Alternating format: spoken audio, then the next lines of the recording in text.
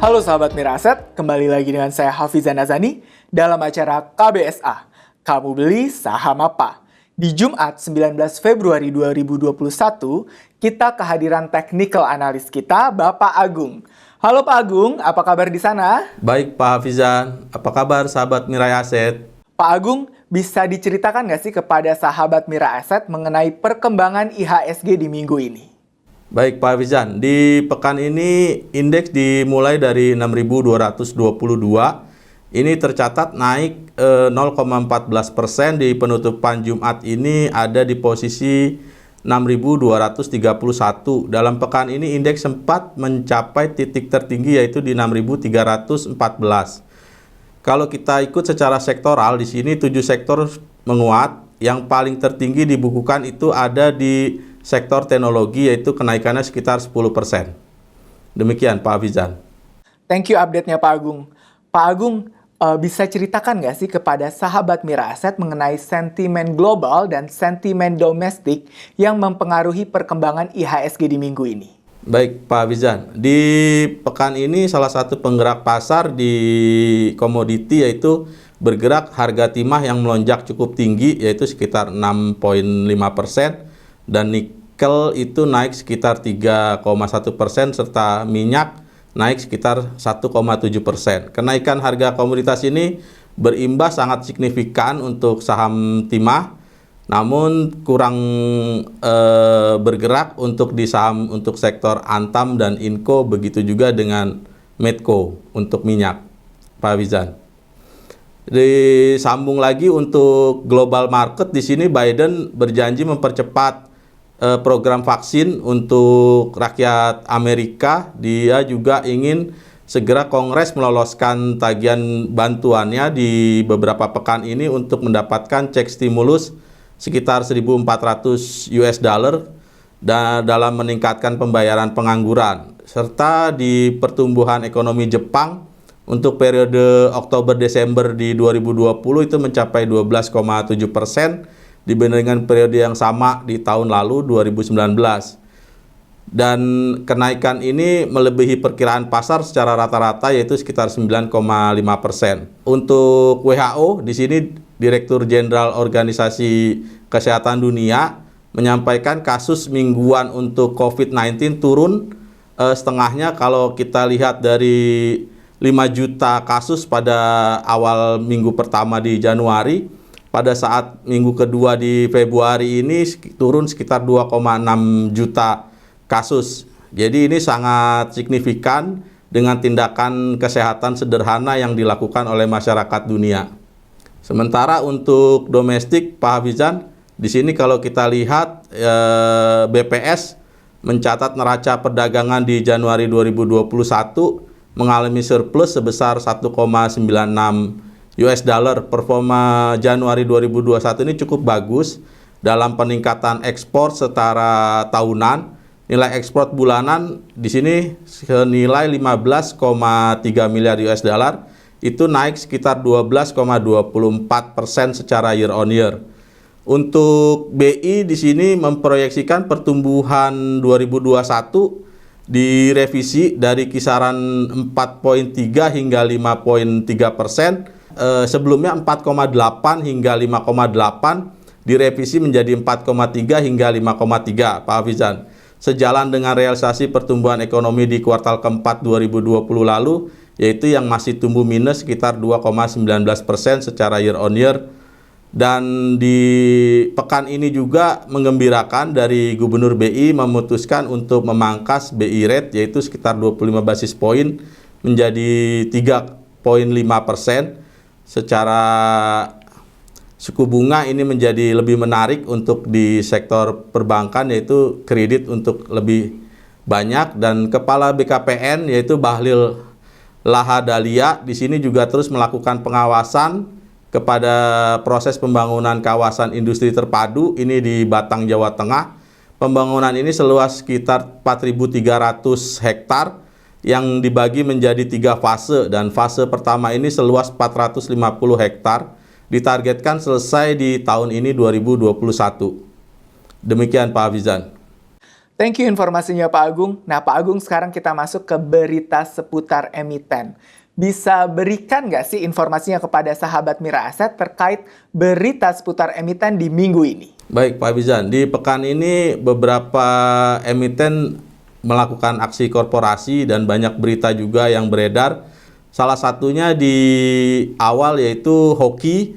Di sini ada corporate yaitu stock split 1:4 yang pergerakannya sangat signifikan, terutama untuk investor retail untuk lebih liquid.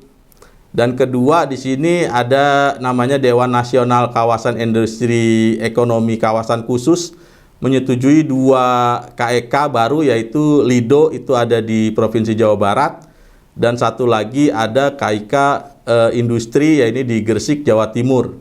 Untuk di JIPPE ini direncanakan mengembangkan bisnis industri metal dan elektronik kimia, energi dan logistik. Ini hasil produksi pelaku usaha di dalam ini untuk diproyeksikan memberi kontribusi ekspor sebesar 10,1 miliar US dollar per tahun dan beroperasi penuh secara substitusi impor produk ini untuk metal dan kimia. Serta kedua yaitu yang di Lido, Jawa Barat, ini memang mega proyek dari Haritanu yang dibangun oleh Kepik atau MNC Land ini sebagai kawasan wisata atau produksi film. Untuk sektor otomotif di sini pemerintah telah mengumumkan menurunkan pajak penjualan atas barang mewah atau PPNBM. Di sini realisasinya untuk para emiten otomotif sangat akan diuntungkan. Di sini otomotif bisa tumbuh kurang lebih sekitar 30% untuk realisasi penjualannya, serta produksi untuk kendaraan bermotor di sini bisa naik kurang lebih sekitar 10%. Thank you update-nya Pak Agung. Pak Agung, sekarang kita masuk ke pergerakan dana asing. Bisa sampaikan nggak kepada sahabat Mira Aset mengenai pergerakan dana asing di minggu ini beserta saham apa saja yang diakumulasi oleh asing? Baik, untuk foreign di sini kalau kita lihat secara akumulasi total transaksi satu pekan ini pergerakan secara total itu net sale kurang lebih sekitar 1T atau 1.000 miliar. Di sini hanya posisi akumulasi buy itu ada di akhir pekan ini di Kamis dan Jumat. Untuk posisi asing di sini melakukan penjualan ada di saham Astra Internasional, Bank Mandiri, Indofood CBP Sukses Mamur, Bank BCA, dan Harum Energi. Nah, untuk akumulasi asing buy, di sini kalau kita lihat mayoritas masih di sektor perbankan dan komoditas. Kalau kita lihat ada Bank Rakyat Indonesia dan yang terakhir ada Bank Tabungan Negara. Untuk komoditas ada Aneka Tambang, sektor komunikasi ada Telkom Indonesia, dan satu yang ketinggalan yaitu BTPS. Di sini posisinya yaitu Bank Tabungan Pensiun Syariah. Untuk BTPS terkait penyaluran biaya di sini kurang lebih sekitar 9,5 triliun, itu menjadi tumbuh sekitar 6% dibandingkan periode sebelumnya. Untuk Telkom lebih kepada agenda spin-off dari anak usaha di bidang infrastruktur, dan MDKA yang tadi belum sempat disebutkan terkait joint venture agreement terkait proyek acid iron metal ini senilai 90 juta US dollar atau setara 1,26 triliun dengan asumsi kurs itu ada di 14.000. Untuk BTN sendiri di sini terpengaruh dari laporan keuangan yang sudah rilis, yaitu kenaikan sekitar 665,7%, ini senilai 1,6 T dibandingkan periode tahun lalu hanya sekitar 209 miliar. Demikian Pak Bizan untuk transaksi asing. Thank you update ya Pak Agung. Pak Agung, tadi kan kita sudah mendapatkan informasi mengenai saham apa saja yang diakumulasi oleh asing yang biasanya didominasi oleh investor institusi. Nah, sekarang kita masuk ke investor retail YP nih Pak.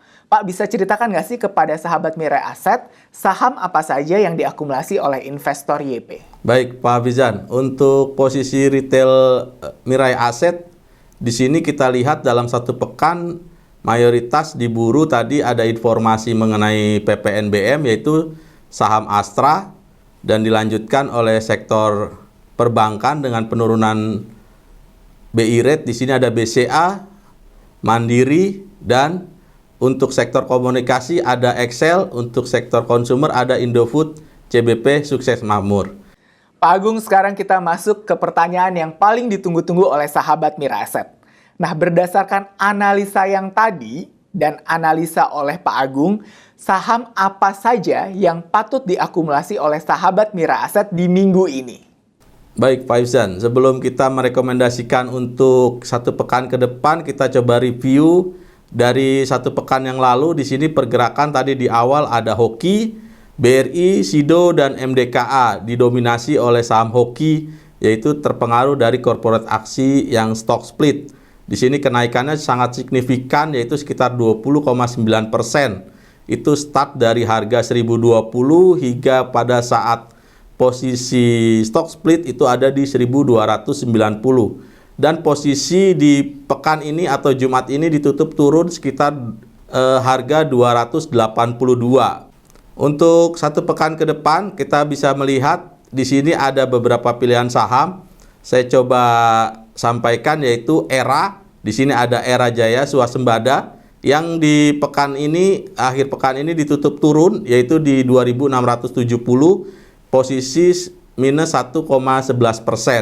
Sempat mencapai titik tertinggi ada di 2730 dan terendah ada di 2610. Dengan posisi pivot baseline ada di 2737, kita bisa melihat support ada di 2650 yang tadi sudah sempat ditembus. Ada level support selanjutnya yaitu di 2560. Dengan resisten ada di 2820 hingga 2880. Kalau kita coba tarik garis sebagai target price, untuk saham ERA ini bisa menguji hingga level 3030. Dengan posisi stop loss ada di 2550. ERA sendiri juga akan mengagendakan yaitu stock split menunggu persetujuan dari RUPS luar biasa yang akan dilakukan di 3 Maret 2021. Untuk saham selanjutnya di sini ada AKRA yaitu AKR Korporindo yang hari ini ditutup naik 0,29%, posisi 3470. Dan ini merupakan closing dari titik tertinggi. Kalau kita lihat sebagai support di sini ada posisi low tadi 3390, posisi support kita buat di 3400 hingga posisi 3330 dengan resisten 3550 hingga 3700. Untuk AKRA sendiri kita buat target price ada di 3930 dengan posisi stop loss di sini ada di 3.320. Untuk saham selanjutnya kita bisa lihat sektor perbankan yaitu Bank Tabungan Negara yang hari ini ditutup naik di 1%, 1.880 dengan titik tertinggi di hari ini ada di 1.885, posisi terendah ada di 1.835. Sebagai pivot baseline ada di 1.872. Sebagai support di sini kalau kita lihat 1830 hingga 1790. Resisten kita coba tarik garis di sini ada di 1940 hingga 2000. Sementara target price untuk Bank Tabungan Negara ini kita coba siapkan di 2090.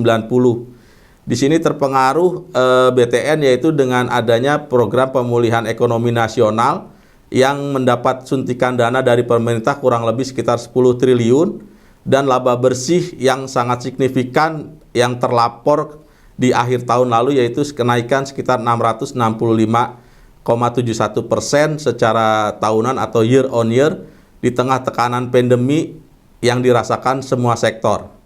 Demikian Pak Wizan rekomendasi yang bisa saya sampaikan. Thank you update dan stok rekomendasinya Pak Agung. Jangan lupa kepada seluruh sahabat Mira Asset untuk mengikuti HOTS Championship Session 3 yang berhadiah total 500 juta rupiah. Dan jangan lupa untuk menekan tombol subscribe untuk menyaksikan tayangan KBSA selanjutnya. Happy cuan! Happy cuan!